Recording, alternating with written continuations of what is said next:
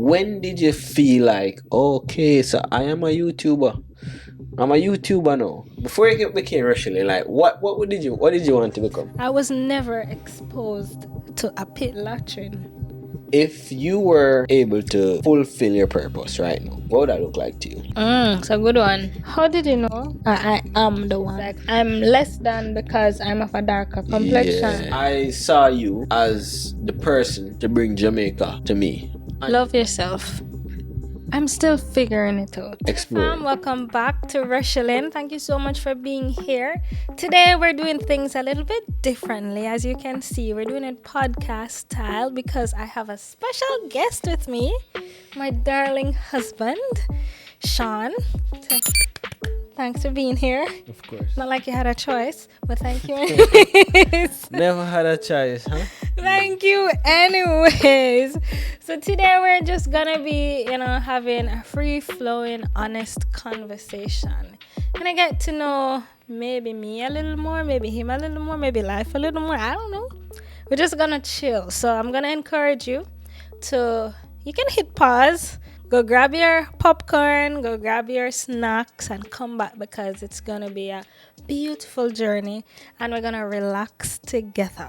Always love, chatting with y'all and opening up a little bit to Well, you guys. I've never chatted with y'all, but usually when me and Rush having a conversation, it's always deep, meaningful conversation. So my goal during any conversation is to get to know that person and understand that person better. So you guys may be able to learn something you haven't already learned about Rushi and myself or us all together.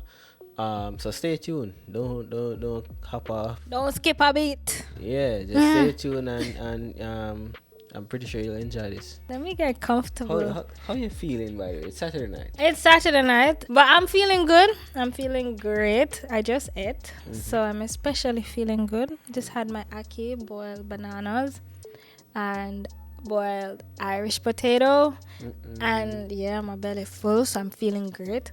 And I'm having a glass of plant-based Irish cream, rum cream thingamajiggy.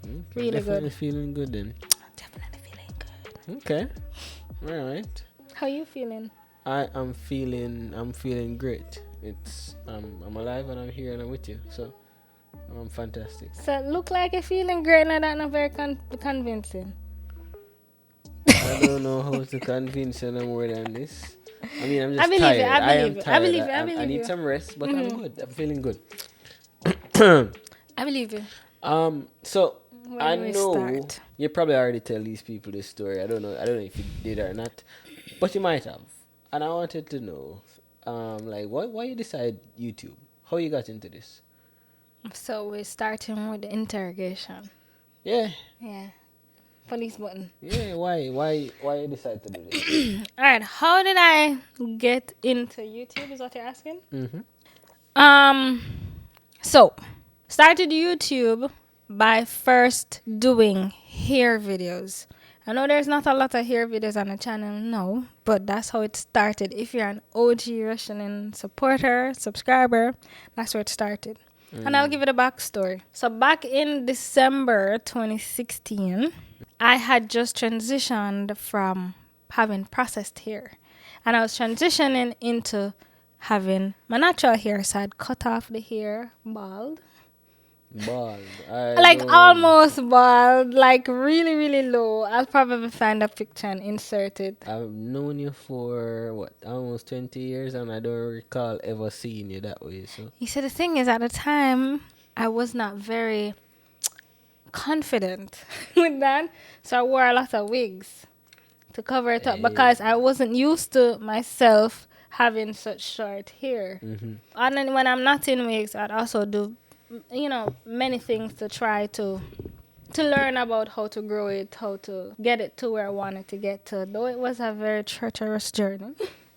But I had to kind of learn the hard way in some instances. So at the time when I cut off the hair and I was trying to grow it out, I also had to retrain my brain and to relearn how to handle natural hair.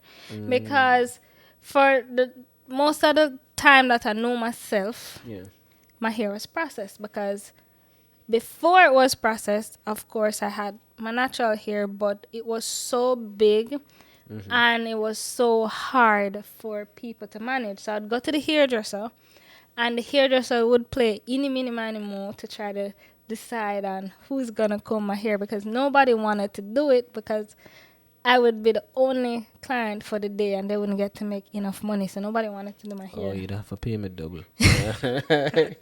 So because of that, I had processed, I got to process my hair from I was in high school, like first form or something like that. And then first form. Which you know me before I had processed hair. I do. Yeah. I remember it. Exactly. Look like a good old church girl. Shut up. and I'm back to it now. Yeah, you look less like a church girl now, but I remember those days. Yes.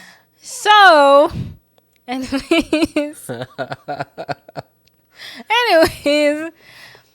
at the time in 2016, when I just cut off the hair and I was trying to learn, embrace my natural hair, I could not find videos or content online with people with similar hair texture so that I could see what they're doing and try to use those techniques and those products to grow my hair. Because remember, now, all I knew was processed cream hair. So now that I'm going my natural, I don't know what to do. I just know that that's the journey that I'm going to take, but what to do, I don't know. I'd find 1 or 2 people, but not a lot. So I'd experiment a lot. I'd do a lot of research. I'd make up some concoctions with like things in the kitchen. So I'd put like banana, avocado, all type of things. Put it in a mixture, make a paste, put it in my hair, put the steam cap on. Some days I'd use tuna. Some days I'd use aloe vera. So you wasn't worried that your hair was going to drop out? No, I mean, it was already so short. What did I have to lose? But no, I was not. I wasn't worried because my research showed that these were good things for my hair. Okay. And they were gonna. Okay. And they were gonna do good things for my hair. So whether it was to help it to grow it, or help to retain moisture, or help, with breakage, or whatever it was, that's what the research showed. Okay. So I became a chemist. And I mixed and I got to work, mixed up my concoction, and I did that like every weekend, sometimes every other weekend, and I did that for a while, and my hair just started to bloom and to blossom and whatnot. So back to YouTube now. When I was doing that, I decided to document it, A, for me, so that I could remember this, and B, for anyone who may have a similar challenge to what I have. Because I know in Jamaica, there must be people, around the world, there must be people with similar hair texture that don't know what to do to. So I wanted to help. So I was like, I'm going to put it on YouTube so that other people can learn from whatever I'm doing. So if I make a mistake, the mistake was there. If I didn't, So, like, why you feel the need to do this? If other people go through the same struggle, wouldn't they be able to just find this video on YouTube themselves? Find what video? Of like how to take care of their natural hair. That's what I'm saying. There wasn't any content showing how to form my hair texture. Or if there were so few and not enough, and that's what led me to making the content myself. And then I figured, since I'm having this problem, I'm sure there are other people who may be having this problem, so let me record it so other people can see it. Okay. So I started to document me doing my hair, putting the concoction, doing a chiny bump. I mean, telling as a child I hated chiny bumps, or as they call it now, the Bantu knots. But I was doing that, I was embracing this natural journey, natural hair journey now.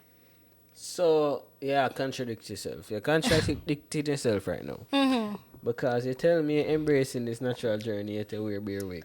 Yeah, because I was still fighting it. So I was embracing it without having the chemicals on my scalp. But there were times when it was okay. So especially when it got to a point where my hair is short, but it's too short to catch up. And then it's too long for it to look neat. So there were times where I just look like a boy with hair that needs to be shaved, that need for trim and line up. We need a cut. Okay. And then I was still trying to figure it out. As I was figuring it out, it was a process. It was a lot of trial and error, trying different products. A lot of them didn't work. I wasted a lot of money on products. So during that time, while I'm figuring it out and I'm making the mistakes, life still goes on. So I still have to go out in the public. So when I don't know and I mess up the hair care routine that day, I have to try on a wig and hit the road. Understand. I mean, that's understandable. So like, what made you feel like qualified? What made you feel qualified? Like, all right, I'm worthy of bringing this information to other people. Because I'm trying. I feel like it's not that I was doing it from a place of, oh, I know what's best, so you must follow me. It was more of, this is what I'm trying. This is what my hair needs are. Okay. If you have the same needs, you can try this too and see if it works for you. And I always have a disclaimer, which states that what works for me may or may not work for you, because we're all built differently, or we all have different hair and all of that. So I'll let you know, but I'm telling you, this is what works for me. You can try it. And that's how I go about even sponsorship stuff now. There's no one size fit all, but this is what worked for me. You may try it. So that's where it was from, a place of genuine care for anyone else who may have a similar issue. Okay. And that's where it was coming from. Mind you, I didn't get a lot of views because I was just starting out. Right. And nobody knew me. So those days were the disheartening days. Well, you still made the videos and I still made the videos as inconsistent as I was, as opposed to how I am now. I still made the videos, I still put them out, and I still got even 10 views sometimes, I was grateful for those 10 people. So if you're one of those 10 people, thank you. Day one, Rushlin fans. Big up on yourself. So how you get the name? Like, how you come up with the name Rushlin? Why Rushlin? Rushlin is a combination of my first and last name. Okay. So Rushi comes from Rochelle, and Rushi is what my friends and family and those close to me calls me. And then Lynn is from the first part of my last name. Oh. So then you put them together and it's Rushi Lynn. Gotcha. Stop going like you don't know about gotcha. I'm done. Gotcha. Oh, so brilliant. Brilliant. Oh, but a lot of people, Light bulb moment. a lot of people think that that's my actual name, and a lot of people say, "Oh, beautiful name." Well, thank you. Okay, Rushlin. But it's my name. It's my pseudonym. Okay. Fast forward, you're no longer doing hair videos. What did you try? Like, what you decided to try first, or to kind of sway from the hair videos? What was that? What propelled you to try something at first? Well, with getting into YouTube and without knowing what I know now, all I knew was I'm doing these videos to help people. I'm doing it here, but I'm not doing my hair every single day. So I can't just do hair videos every single time I'm doing a video. There had to be more. So I was trying to explore different things. But let me tell you, between 2016 and 2019, I would do the hair videos whenever I did my hair or whenever I got a chance. So it wasn't like a weekly thing like I started doing 2020 and beyond. Or 2019 and beyond. It wasn't a weekly thing. It was like when I have the chance. I was quite inconsistent for how the YouTube algorithm works, or how YouTube and how interests work. But it wasn't until 2019 where I decided that, I'm actually gonna be more serious about it and do more, because I'm always doing something and people are always telling me that, my life is interesting and what I'm doing is interesting. True. Yeah, apparently I get that, and I didn't think that some of the things that I did was interesting because it became so, to me it's like, you do it. Right. I'm going to these places at the time for work, in most cases, in a lot of the cases, and they're like, oh, those who I would tell about it would say it is interesting, why not showcase it? But I'm always doing like 10 things at the same time. So I was like, I can't just stick to just hair. I'm barely doing my hair now. Let me try different things. Not knowing what would work. And I'm just documenting my life as I'm going. At this time, were you excited about YouTube at this time, or are you still inconsistent? No, by this time, by end of 2019, I was excited about it. Right? Really? Wasn't getting any views, Yeah. but I was excited. So what video did it? What video did it for you where it's like, oh, yo, this, I like this. I can definitely, this might work. The video that did it would be the video where I went to Westmoreland and I met with a farmer by chance. That was the first video that did it for you, and you was like, that made me be like, all right, there's some interest. No, there's more videos that I was interested, but that's the one where it's like, yeah, this is what I'm going to be doing. But so it's that one where I was in Westmoreland, met this gentleman. He lives in the countryside, and I was looking around his yard. It reminded me of the country where my grandma grew up and whatnot. And I was looking at how they wash the plate outside, and he was showing me his pit latrine and all of that. Shit pit. No, as a Kingstonian, a millennial Kingstonian, I was never exposed to a pit latrine. So it was like, wow, this world to me. I'm learning about this, so let me show my peoples online about this too. So I was asking questions like, how does it flush? Not knowing that a pit latrine doesn't flush. How am I supposed to know that? I won't even pretend like I knew. Alright, so not that I didn't know what a pit was. Beep it out YouTube. I don't understand YouTube regulations and all that stuff. So, not that I didn't understand what the outside toilet stuff, underground, there's something there, pit latrine as they call it, was. I've never seen one. So I was the first person to show you through my videos. Yeah. See, that was my goal. That was my goal, to show people my age what that looks like, what our grandparents endured, because that takes endurance.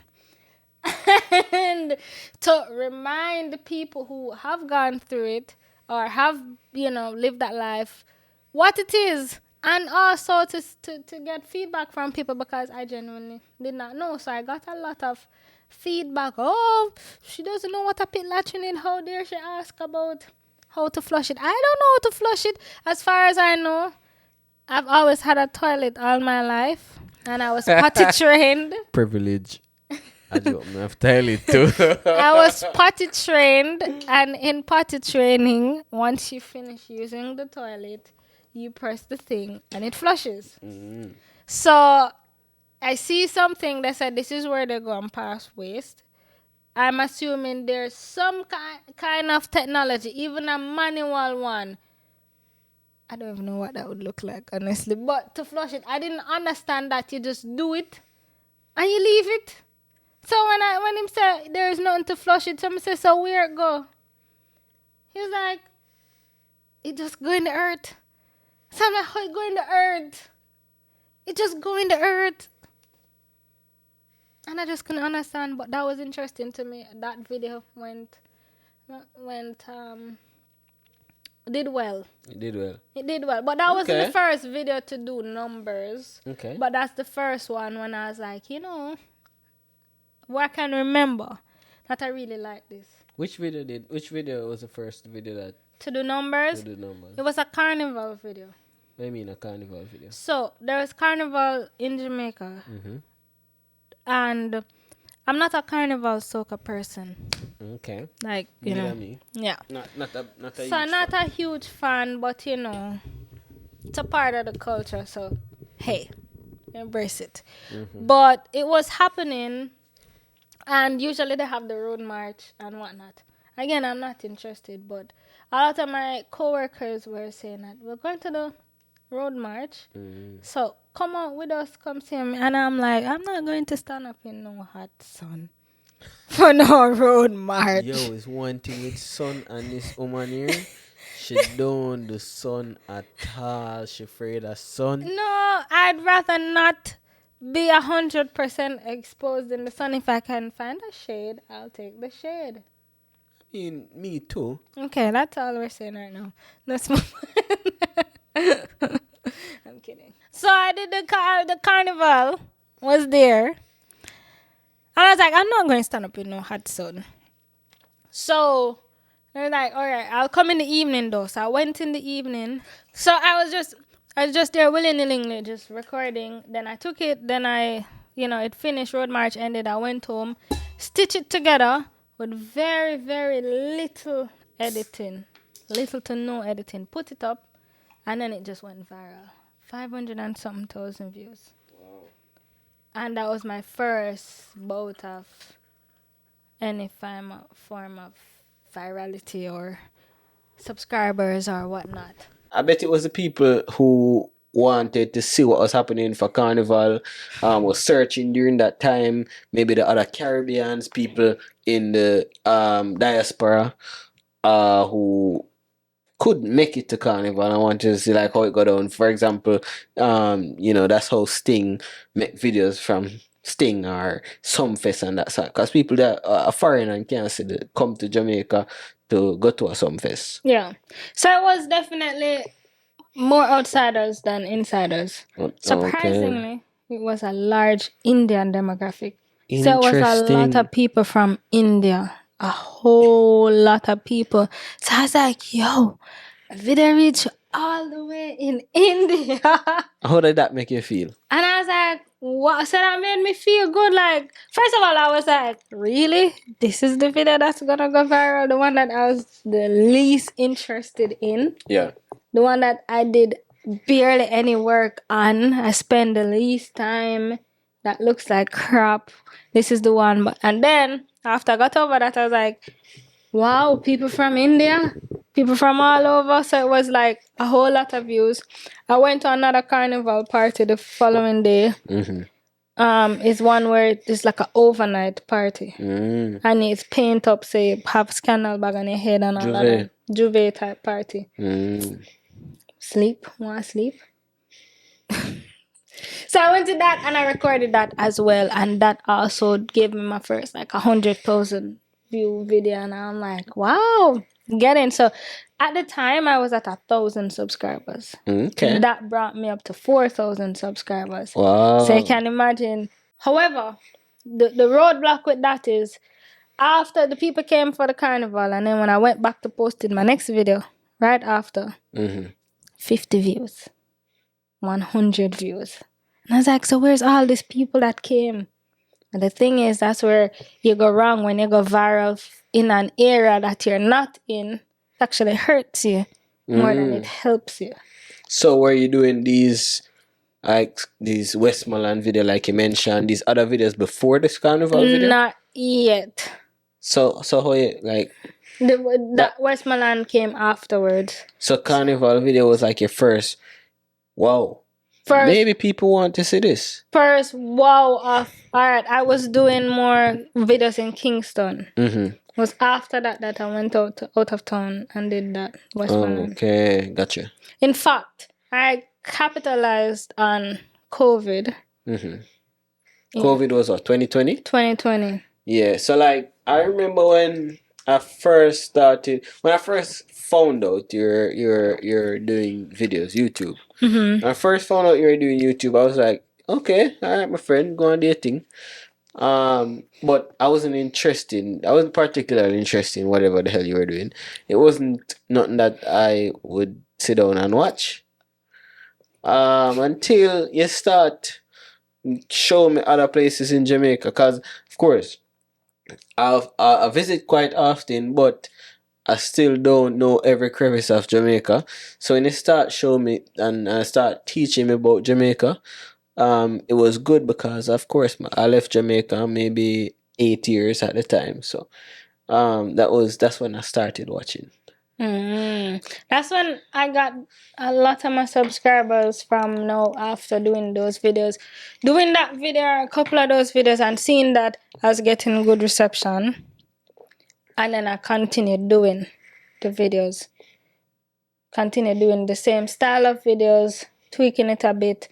And then the thing also with it is, it was really what I was doing at the time. So it wasn't where I was going out of my way to create content. So explain. It was more of, this is what I'm doing today. I'm taking my camera and I'm backing it out and I'm doing that. Explain to me what you mean by this is what I was doing at the time. Because give me some more context. So I didn't go to Westmoreland to make the video. I was in Westmoreland. Okay. Met the gentleman. What are you doing in Westmoreland? You're near Kingston. What are you doing in Westmoreland? I'm always on the road. Okay. So I was in Westmoreland. Met the gentleman. Then I was like, do you want to be on camera? Do you want to be in my video? And then I recorded it.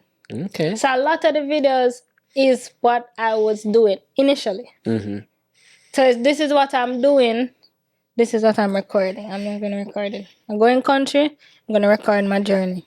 So I'm sure you grew up on like other YouTubers. Yeah, you not grew up on, but like you used to watch or see other YouTubers doing, Jamaican YouTubers that is doing the videos, or whether or not it was some pranks or bring some kind of gossip or something like that. When did you feel like, okay, so I am a YouTuber? I'm a YouTuber now. Like, when did you get to that feeling like, whoa, I'm one of them people? Yeah.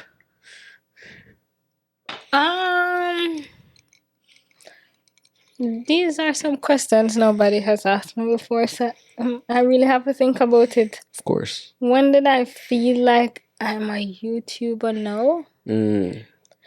I guess when people start calling to me on the road. Okay. When people start coming up to me. Watch your video, them. Watch your video. I'd be in the supermarket and people would come, I'd be talking and I know the voice there. I know the voice, I can't hide. Sound like on a correct. I'm like, you don't know my voice. Yes, me know your voice. At this morning, me I watch your videos. And I'm like, I don't know what you're talking about. Yeah, you, man, you. And then I'm like, all right, not me.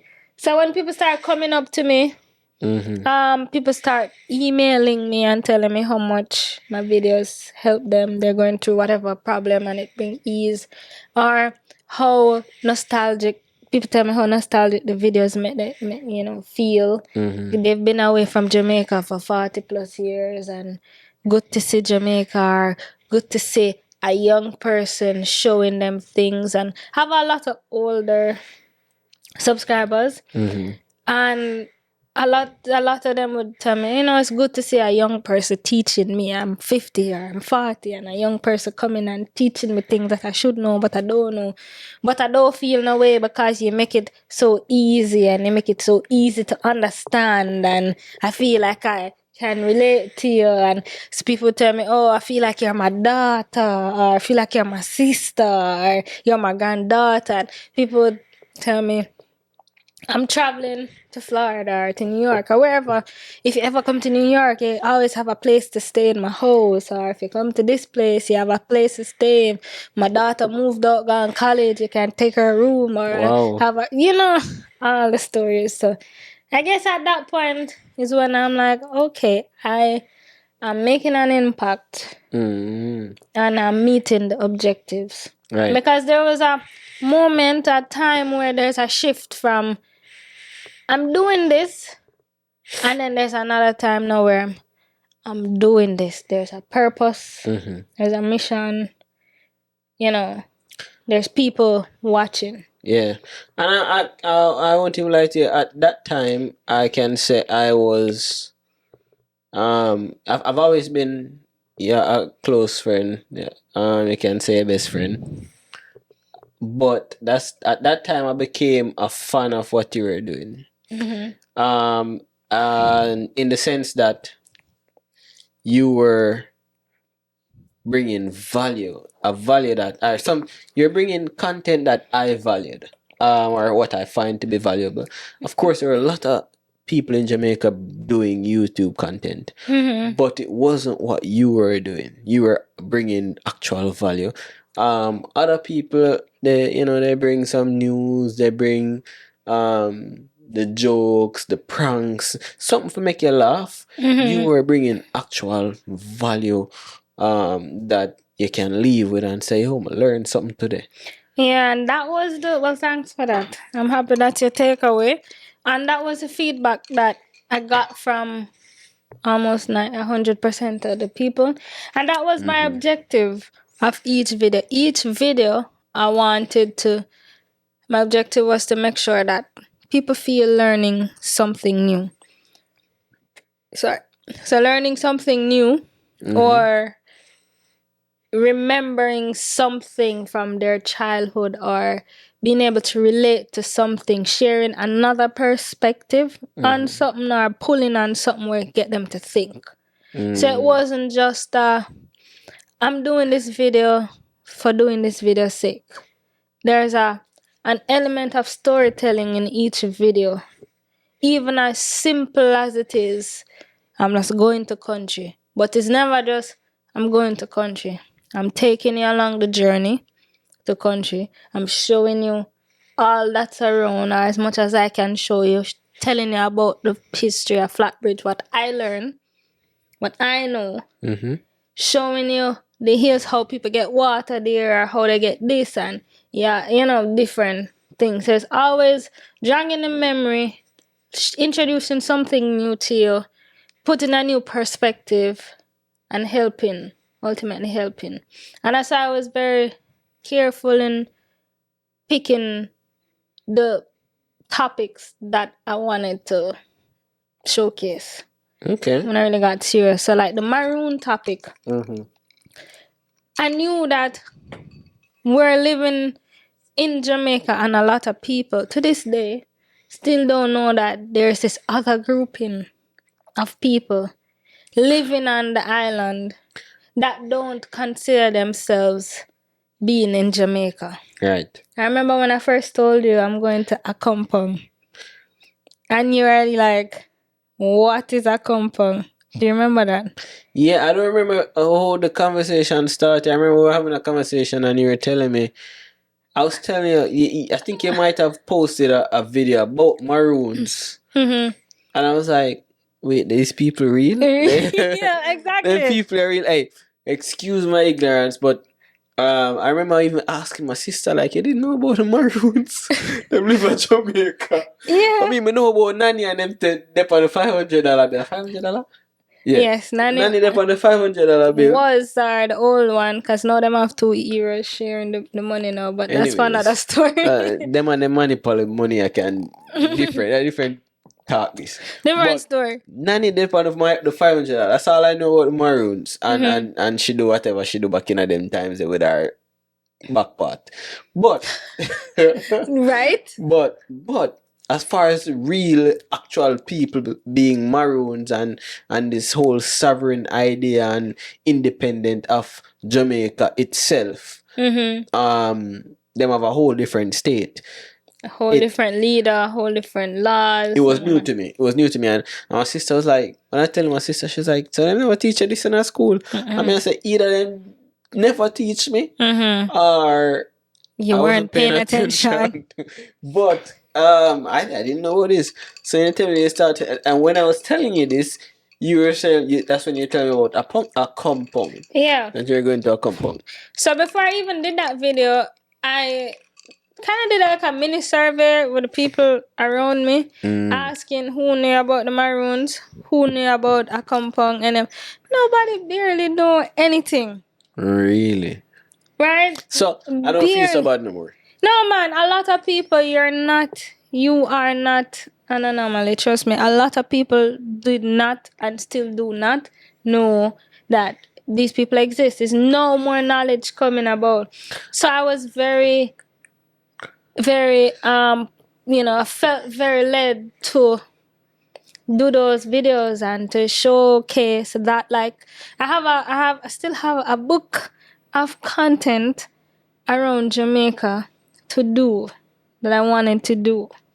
It's just that I'm not in Jamaica right now, so I'm unable to do it right now. But I'm pretty sure, we never know what the future holds, but I'm always writing down the list of videos, and that was a series that I wanted to start. Was able to interview the chief of Maroon Town. That was pre his election, and then post election, and walk through the town so that people could. I didn't just want to do a sit down and talk to him about what's going on. I wanted to talk to him, and we're actually walking around so people could understand. And those videos did well, because that was value to people. Yeah, it was definitely value to me.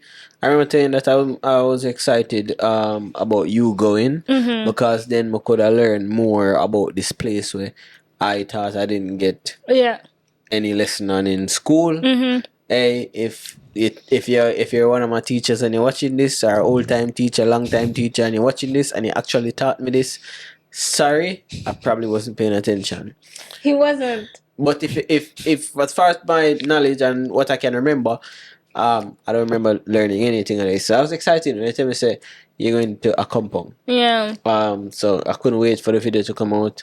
I remember we spoke before you went, just before. Or? Yeah, we did. Okay. Yeah, but there's just and that's just one of the types of content. I say I choose the content, and I'm always thinking about what can I explain the best, what can I showcase the best with the constraints that I have. How can I do it? Where can I go? That's a topic I don't ever, go out and say, oh, I'm the best and I know this. I don't know everything. Right. So I go and find the people that know it and have them explain to all of us, because as much as it's the audience is learning, I'm learning too. And I think people understood and appreciated that, it's all a learning experience for all of us. Right. Okay. Well, at what point in Jamaica? Why are you acting like you know what question I'm coming with? I don't know what question you're coming with. Okay. Go ahead.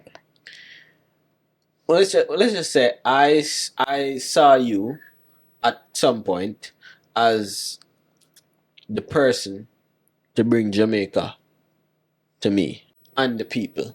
That's literally how I saw you. Like, yo, you've carved out this space for yourself as the person that brings Jamaica to me. That's how I saw you. And I can't imagine other people not seeing it that way. Let me know if you thought in the comment section. So I'm gonna take a second here, because I'm going to go through the comments and look. So let me know if you saw her as the same person that brings Jamaica to you, even though you grew up there or you lived there for a while, or whatever the case is. And what you're saying is exactly what others have said to me. They look to me for Jamaica. And that's exactly how I viewed myself. And in fact, I had a vision for the channel to expand on that. But of course, life took other turns. Blame him. But that's how I viewed myself. And I always tried to focus on the positives of Jamaica, not neglecting or ignoring the negatives and the realities, because like everywhere else, you have the good and the bad. But I always try to focus on bringing the positives, things that can uplift our spirits and things we can learn from, and showcasing that it's not all bad. Right. We have challenges. Right. Certainly have challenges. I have my icks with Jamaica, trust me. But I focus on what's positive and what we can control. Right. Talk about things taking a turn. Bear in mind, we've known each other for about 20 years. About 20, yeah. Almost 20 years. We've been very good friends, close friends, best friends. I don't know, call it whatever. We've been very close. And things taking a turn. You are us deciding like, hey, we've been so close with each other as far as our friendship. Why not explore more? You living in Jamaica, I living in the States. Like, what went through your head? Okay, you're crazy. That's what went through your head? I don't think that's what went through your head. I mean, That really what went through your head? You hearing this? no. But done. Well, it was many months of this. It wasn't like as you said, we know each other for years, so it was many years, months, weeks of getting to this stage. It wasn't like an overnight thing. But are you talking about the point at which I decided to leave Jamaica? Yeah, I mean, like, yes, yeah, we've known each other for many years, but we didn't have in plans for many years that we were gonna end up right here, that where we are right now. But when this discussion came into play, what went through your head? You're now bringing Jamaica to the people. I live here, and I'm telling you, like, let's explore this. What went through your head? Well, of course, it is like being stuck between a rock and a hard place, because I've always felt... Whatever that means anyway. Because on one hand, I really enjoy bringing content about Jamaica and serving the people the way I have and had planned to do it on a much larger scale, which I still do. But on the other hand, I've known this person in the capacity of my friend and best friend for how many years? Our bond has grown deep over the years. I know that this person is my soulmate. Watch blush. Oh, bad people may do that. I know that this person is my soulmate, and this is the person that I want to start a life with, and this is the person that I want for my future. And it's having now to decide on staying and doing the thing that I love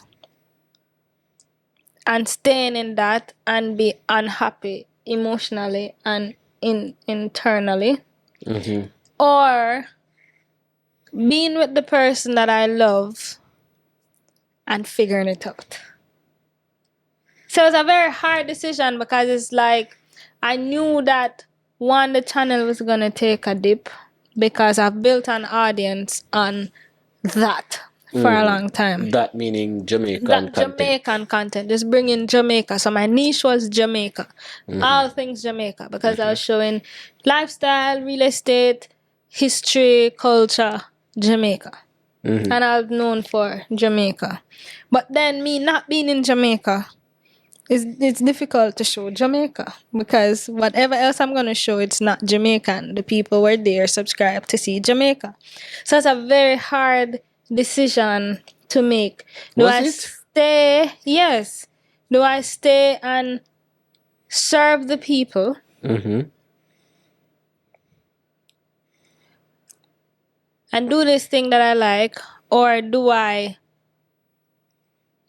get myself together, fulfill myself, and then figure out everything else? Fulfill yourself, meaning? Fulfill myself, doing this other thing that I want to do in life. What is that other thing? Being with this person who I know is my soulmate, who happens to be located in another country, which means that I also get the opportunity to explore a new country, very different from home. But my heart is like, your mind is here, your heart is there. My heart is telling me, this is the person for you. At this point, this is your fiance. My mind is telling me, this is the job for you. I have the job and I'm empty. I have the... Empty meaning you're not fulfilled in the romantic department. I'm getting older. I'm not getting any younger. I have no kids. So I'm going to need to start a family at some point. My ovaries not going to be as healthy as they are right now forever. Okay. Right? So the companionship, the love part of your life. Love and all of that I love so much with you. Okay. Right? And... You love make you do things. And while I'm sitting here, I won't pretend. Whenever I decided that I'm going to let her know that have the discussion about exploring more, it hit me. When she says soulmate, it's true.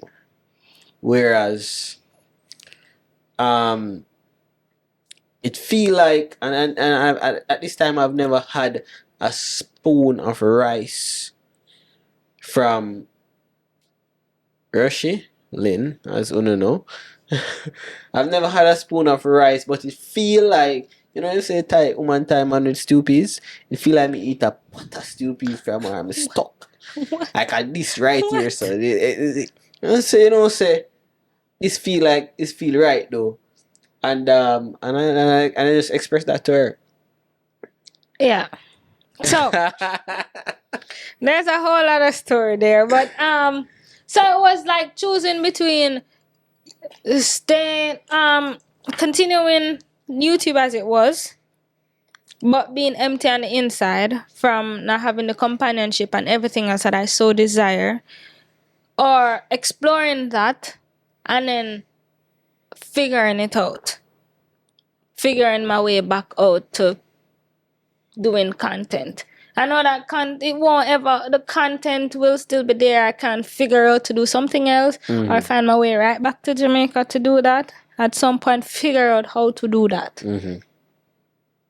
But I have this love right here that I wanted to explore, and at some point in life, you have to choose yourself and choose your heart. Makes sense. So I went with my heart.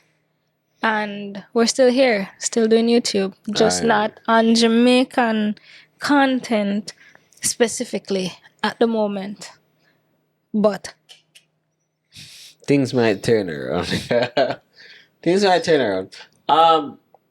I have no regrets. The channel definitely took a hit. Yeah. Because coming here, doing content here, and trying to figure out the different topics and the different directions going in, the algorithm had already put me in a category for Jamaica. So coming here is kind of shifting out of the space that the YouTube algorithm placed me. And with that, it's distorted, and right now I don't know where to put me because it's all over the place.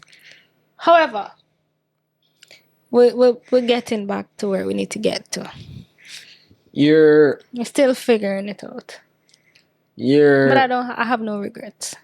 So like, now that you're here, what would you say is some of the biggest challenges that you faced, you know, still continuing to do YouTube, or just being here in general?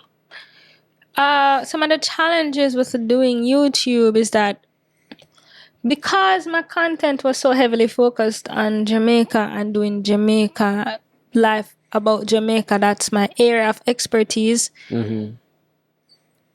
I am in a new country that I don't know anything about. Mm-hmm. So I dare not try to do content on the country itself the way I was doing it on Jamaica. Right. All I can show is my experience.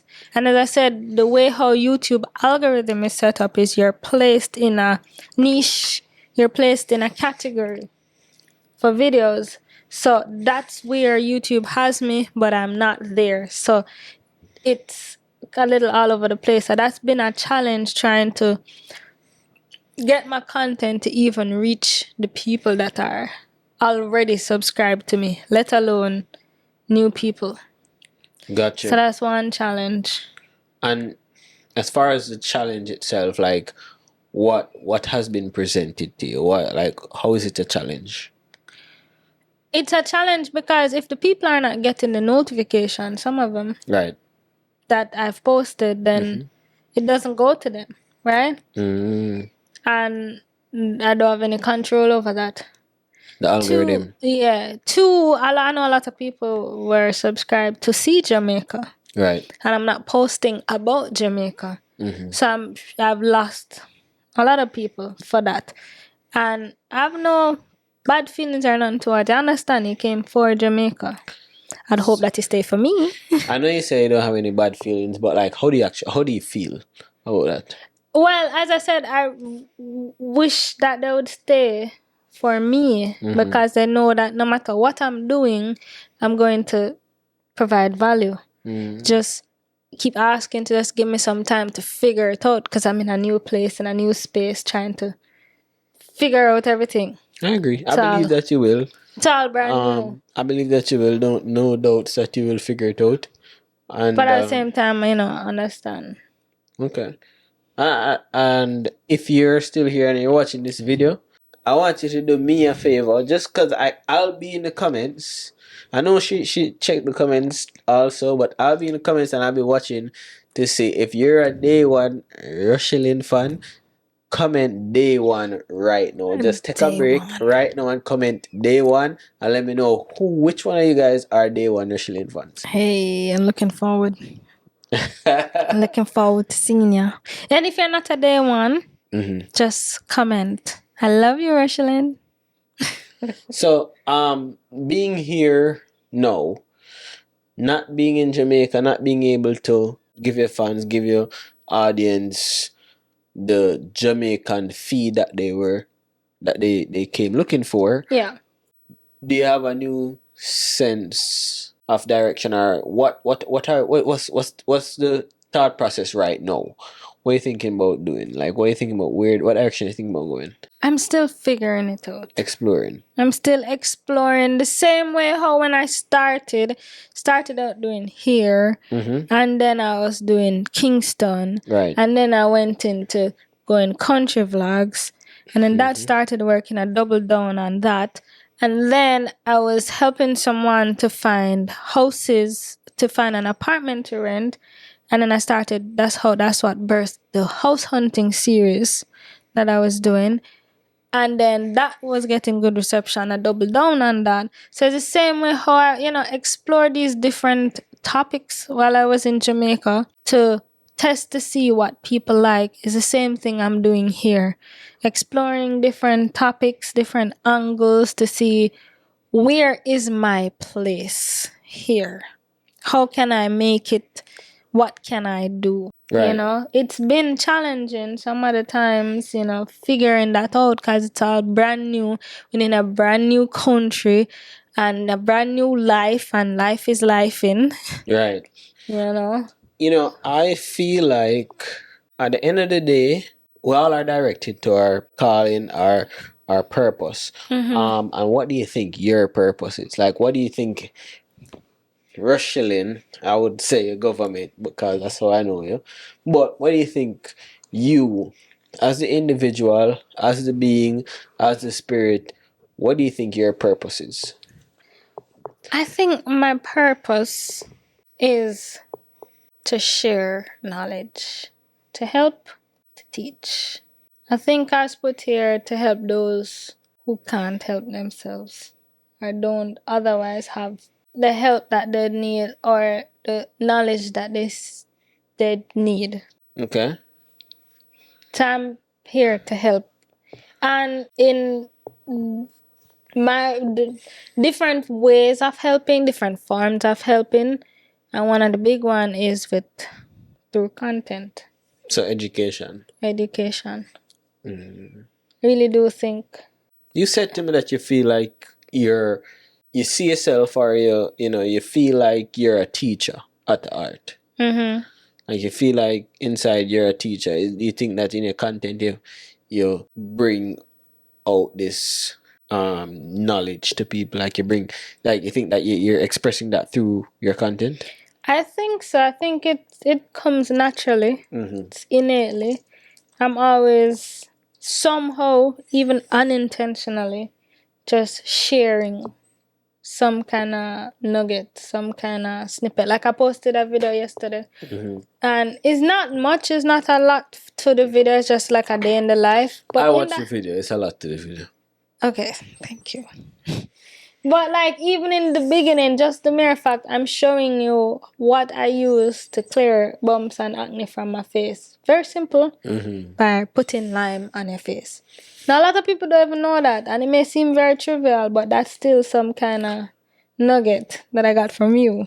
I was just going to say, where did you learn this from? This whole lime on the face thing. I'm sharing with people, because there may just be one person. Even if I'm able to touch one person, that's good enough for me. That's good. Yeah. That's good. As a child, growing up, before you became Relocation, I know we're going back to childhood. Before you became Relocation, like what did you want to become? Like, I remember I was asked this in primary school, and I told them I wanted to become a fireman. Don't know why a fireman. Like right now, I can't tell you why I chose a fireman. But I wanted to become a fireman or a soldier. That's what I remember. Vividly, that's what I told them. I want to be a fireman or a soldier. Why? No clue. But no, I wouldn't be either of those. Shout out to firemen and soldiers. Respect to you guys, but that's not me. Growing up, at first I didn't know what I wanted to be. Kind of all over the place. And then, you hear everybody talking, and I'm like, I want to be a lawyer. Because they say I was talking a lot, so law would fit me. And then too much. I was able to explain myself clearly. So, and I'm always defending my case. So I'm saying, yeah, man, you must be a lawyer. Hey, if I'm going to be a lawyer, every little thing. So I was like, all right, I'm going to be a lawyer. And then, as I started getting better and better at math and stuff, you say, you should be an accountant. So I was like, all right, I'm going to be an accountant. I don't know. Those are the two. Then I just didn't know. Then I just wanted to do something in business. And then when I went to university, when I was trying to select what my major was going to be, it wasn't what I want to do. It was, okay, what are you good at? And let's do that. I was good at the business subject, so let's do that. Then it was time to select the actual major. What are you good at? Okay, I'm good with money and I'm good with math. I'm going to do finance. And then that's how I selected finance. Wow. And then I wanted to do a second one, and I was like, all right, I think I'm good with people, and I'm good with, I don't want to just be, local. I want to be international, but I want to be a business person. So then I also did international business, and that's how I went about selecting things. Wow. So that's my process. That's you from childhood to college and choosing like what you're going to be doing for the rest of your life. If you were able to basically fulfill your purpose right now, what would that look like to you? Like to leave the world and knowing that your job was done. What does that look like to you? It's a good one. Leave the world knowing that my job was done. In all aspect. Yeah. Well, my family will be well taken care of. My kids are equipped with all the tools and resources, the knowledge, the love that I need to take them through this world. My husband is fulfilled and happy. My mom, my grandma, my family is well taken care of financially and all that. And then I would have started a non-profit, successfully done a non-profit where I'm helping, or I have helped, because the world don't know, right? Where I have helped hundreds, maybe thousands even of people. Millions Maybe. In different aspects. So I'd love to work with young kids, underprivileged, less fortunate, orphaned, sexual assault victims, helping them in ways we can. And then I'd love to focus on the older group, older people, the homes, and have nobody really to care for. So I would have done works and have things in place to help those people. That's noble. That's admirable. But like, why that? Why would you want to help all those people? I feel like that's so out of the way. Like sexual assault, homeless. Because I have been privileged to be where I am and have had people help me along the way. And I know there's people that don't have people to help them. So if I'm in a position to help, I'd like to do that. Okay, fair enough. As you were answering those questions, it looked like you wanted to shed a tear. And I don't want you to start crying on your channel. So Why it feels like you're the one that's getting choked up. no, man, I don't want you to shed a tear. So. I'm fine.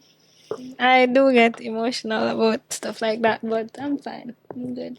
So you see, like even in COVID time, during COVID, I know there was quite a bit of children, students that were displaced during that time. Everything moved online. Jamaica didn't have the infrastructure in place to move everybody online. A lot of people didn't have things in place to move online. So they didn't have tablets. They didn't have Wi-Fi. Right. They don't have even a stable home. For a lot of those students, school was an escape for them because of whatever situation happening at their homes. You know, but one of the biggest thing was internet and tablet. And I did what I could do with what I had to distribute tablets to those that I could. And even when I do stuff like that, I don't really like to talk about it like that. But it was showcased on the channel. And the reason I'm bringing it up because it wasn't just me. It was me and the subscribers. Right. Because the subscribers pitched in to donate tablets. But I organized everything and I also pitched in to distribute the tablets. That's the reason it's been brought up. I remember this. But like things like that fulfills me. Doing things like those, helping someone in any way, like, makes me feel really good. So, like, would you then would you continue to do something like, hey, I know you mentioned a non-profit, something like a foundation, Yeah.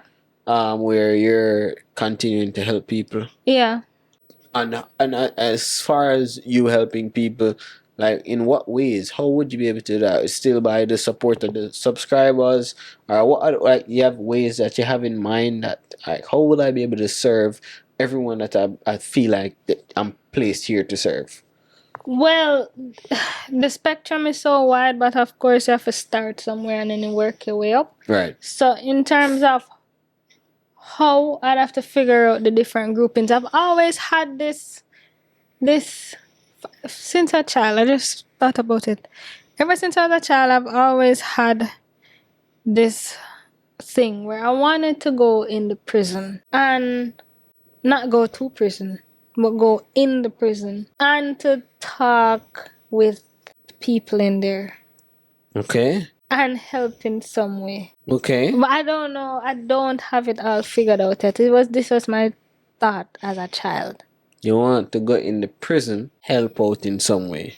You can go wipe the floors. No, help the people to help to You change. help them by giving them clean floors. To change the mindset and the thinking or the wanting to do better for it. I don't know what it is. I'm just telling you what. This is me, 10-year-old Rochelle speaking. I also at the time thought of doing like a boot camp where boot camp isn't the right word.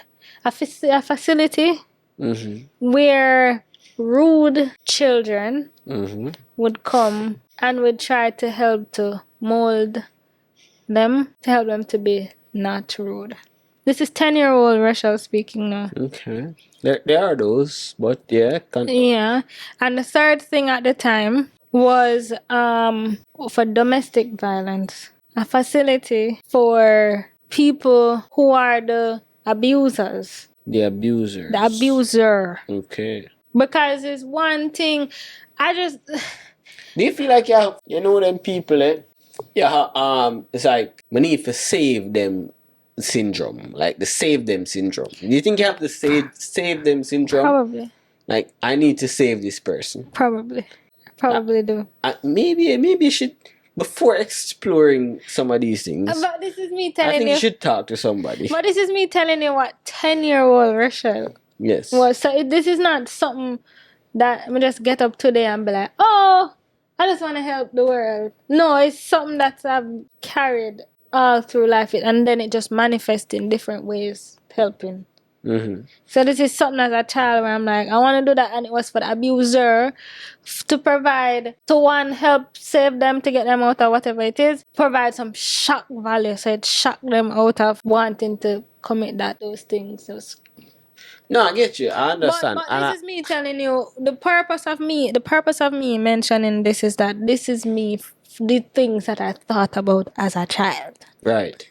What that would look like in today's day, yeah, I'm not exactly sure. So you don't want to help the abusers anymore? Of course, I'd like to help the abusers. I just say I can't help everybody, but I'd have to select the groupings and work my way up. If I can touch everybody, sure. But no, you have to work with what? But certainly with kids and older people. So those would be my. I agree that maybe these abusers, domestic violence, abusers in the domestic violence cases are, I wouldn't say, I don't know what they are, but they do need help, I would say. But like, what it is that make you, Rochelle, want to help them? Like, why would you want to do that? What is it that is driving that? So back to my 10-year-old Rochelle, I think that there must be. My thoughts were that there must be a reason why they do what they do. So how can we help them to not do those things anymore? So it wouldn't be like me, myself, in the room talking to all. I'll have the facility and the things in place to help them. Of course, it's going to be the next side for those who were abused, But I didn't just want to, my 10-year-old brain didn't just want to look on the abused only. I also want to focus also on the abuser so that it not be a repeat case. Rather than throw them in jail, them lock up for some time, don't figure it out, come back out, do the same thing again. So that was the perspective. So you don't have the belief that jail is set up for rehabilitation? Like, you don't believe that jail helps with that? It probably does. So why you want to take on this on your shoulders? I wanted to do some kind of... I'm telling you once again, 10-year-old Rochelle speaking, those were the 3 areas I was most interested in coming up. Right. Yeah, I get that. But you just said, like, well, I asked you if you still want to help the abusers. And you said yes. I said yes. I'm always willing to help who I can. But no, after learning material and understanding, I can't save everyone. I'd have to prioritize the groups that I can save and work my way up. If my foundation becomes so big where it has an arm for that, and where I can have an arm for that, I'll gladly have to take it on. So it sounds to me like your goal is to save as much people as you can in the world. So not just the helpless and the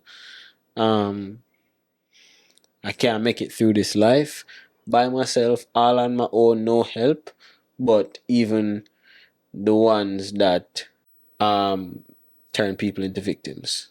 And the victims themselves. Wow. Okay. Sounds. That's. I mean, it's noble. I'm not gonna take up that for myself, but hey, somebody's got to do it. Hats off to you for it. Yeah, we'll see. We'll see what happens. I'm here with you with whatever you decide to do, but thank you. That's all I need. I'm not going to get up and do it myself. And I won't be the one doing it myself either. Right. What I'd love to have is the facilities in place to accommodate that kind of thing, to help. Okay. So it's run by me and and whatnot, but I'm not there day to day doing it. But I put things in place so that people can be helped. Like I said, there's different groupings, starting with the core group and then see how far we can stretch. There's older people, younger, like our generation before, I mean, not before us, but right after us. That generation, Gen Z? let's just say everyone. Some kind, I'm not trying to say you're old and you should give old people advice, but some kind of advice. As far as like, if you could leave anything with someone that's watching this video, what would it be? Love yourself. Have faith in yourself. There's nothing that is too big or too grand for you to accomplish. Even if it is going into jail and helping, or having a rehabilitation center, whatever it is, there's no dream, no goal too big for you to do it. Just believe in yourself and love yourself. You have a purpose on this earth, so just work at fulfilling that purpose to the best of your ability. So when you leave, you can say, alright, I've left the world and I did this. I tried to do this. Appreciate it. I think that's good advice. But like, for you, what does love yourself mean to you? Love yourself means to understand that you are here for a reason and you are made the way you are supposed to be made, and embrace all that you are. Flaws and all, in spite of what others may say or feel or think about you, you'll be so secure and sure of yourself that, other opinion don't faze you much. We're all humans and words do hurt. Right. But be so sure in yourself, so much compassion towards yourself that it will get you through the difficult times or when people are saying things that are not so favorable. Right. Okay. So embrace all that you are, inside and out. Even if you have a big belly like me. I'm the big belly, baby. If your belly is small, medium. I got a little pouch. Okay. Maybe medium. It's fine. Still love you. Thank you. I love me too. That's great advice. I do believe you should love yourself. Yeah. There was and that is coming from a place of not loving myself in the past. Okay. It's coming from a place of not accepting me for me, especially, like I've spoken about that many times now on the channel, not accepting me in the skin that I'm in. I've been dark complexion. There was a time when I didn't wear spaghetti straps. I didn't wear shorts. I didn't wear skirt because I didn't like to see my skin. So I would cover up to here, cover down to my ankles because I didn't love my skin because I was teased for my skin of it being not dark, black, as they say. Black and ashy, and I got all the names and all of that, and that made me feel really bad. So I covered it up. I didn't want to have this color at all.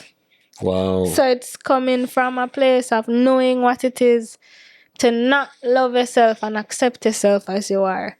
To know this place of, this is who I am, love everything that it is, and you're just gonna have to accept that or get out of my way. You're always beautiful with your dark skin. Thank you. Sorry say that I forgot your life being teased and all that stuff. Mind you, I feel like I did tease a couple of people. Were dark, sometimes people darker than dark, and we just call them academians cause them dark, well, match the name there. But coming here and being here and being around people and going to school here, all that kind of stuff, we also tease the people on the lighter side. If you're too white, them tell you look like ghosts. I mean, I gonna tease you too. Like you're pale, you look like Casper. Same way. But it's not from a perspective of, and I feel like that's where you're getting at. I'm better than you. You're dark. You're black, as Jamaican people would say. So that was a perspective where they would tease, like, I'm less than because I'm of a darker complexion. Yeah. I'd get treated less than or less favored because I'm darker. So my lighter friends would be treated differently from me. So that's where you start to feel like crap as a child. Do you think Jamaica is still like that right now? Yes, in some instances. It has gotten better. But there is still elements of that. Yeah. But I've experienced it, but there's also some level of classism. So I moved from being a dark girl to now being perceived as a uptown dark girl, so you don't get the same treatment as a downtown dark girl. Downtown dark girl. Downtown dark girl, like bottom of the barrel in Jamaica? Apparently. Wow. So it's like there's the classism and then there's the colorism at play in a lot of cases. And it's unfortunate. In this hour, today, in 2023? Yeah, trust me, man. I have to put people in them place these days. But then I wasn't as, like that. But nowadays I put people in them place and people need to get put in them place. Can you manners? But yeah, it is, it still exists in some instances. Unfortunately. Wow. I mean, I've always known of classism in Jamaica growing up there. Experienced it myself. After the time when the receiving end, looking lighter than I look now. Looking like you were lighter. You were lighter in Olana. You were lighter in February. Hey, summertime, no, you don't know. Summer kicking and you're almost my complexion. I forget. White people must have get in tan. So we got tan right now. I got tan too. Look at this. Look at here. Look at here compared to here. Listen, she it's a beautiful like the chocolate. sun. She hate the sun. She don't like her complexion changing. She can't do that. Let me tell you why I don't like the complexion changes. Because I wear makeup. And when the complexion changes, it means I have to go buy a whole new set of makeup. I mean, I have to go buy a whole new set of makeup. So I'm just like, keep it as it is. Even. Tell me if I say something good. Yeah, is it really how that works, ladies? Tell me. You have to buy new makeup, a new whole complexion. Well, save the complexion for summer come back around. Explain it to me. Cause I don't use makeup, so I won't know. See some people with makeup and them face like ridiculously lighter than them neck and them. Yeah, man. I feel like because it go up and down. The sun, you get exposed to the sun. The rest of you get dark and then you still have the light shade from when it was a little like a shade lighter. So it's not about not liking your skin or nothing like that. No. It's the makeup shade up and down. That's all it is. Okay. Look at me. I got a tan. A lot of people don't think that dark people get tan, but I got a tan. I can see. Like you have a whole t-shirt tan right there, so. So we were saying, where were we? I don't remember right now. Okay, we're talking about classism and complexion and if all that stuff in Jamaica. exists, it does still exist. Yeah, that's sad. That's sad. Jamaica, we need to change that. We need to change that. Like, black people beautiful. We are all black people and we're beautiful, and we need to all see that. Amen. Like today, right now. You have anything else?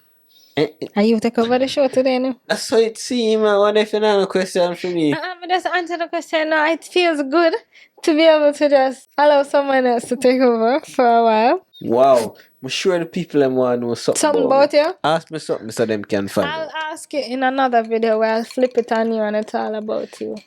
I don't have to sit down under interrogation for so long. Alright then. One question is good.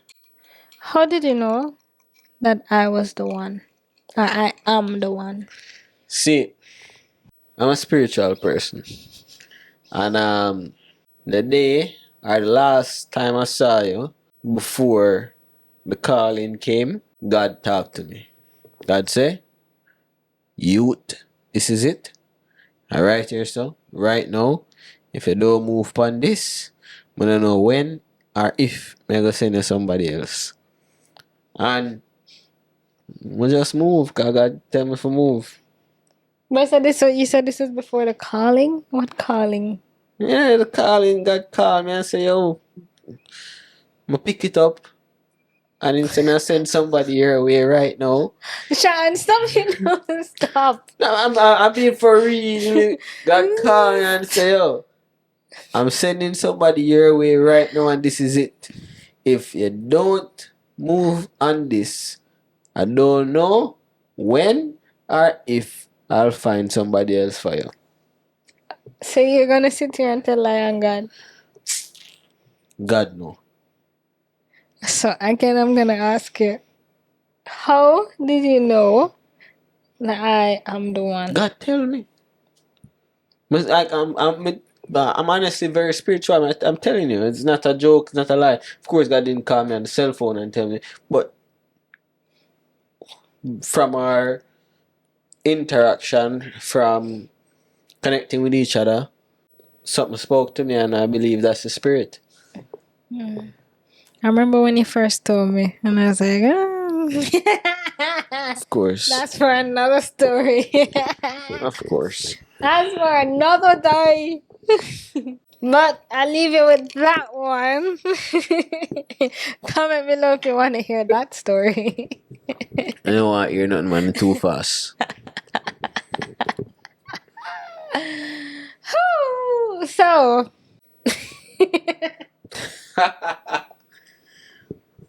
So say I laugh. Oh yeah.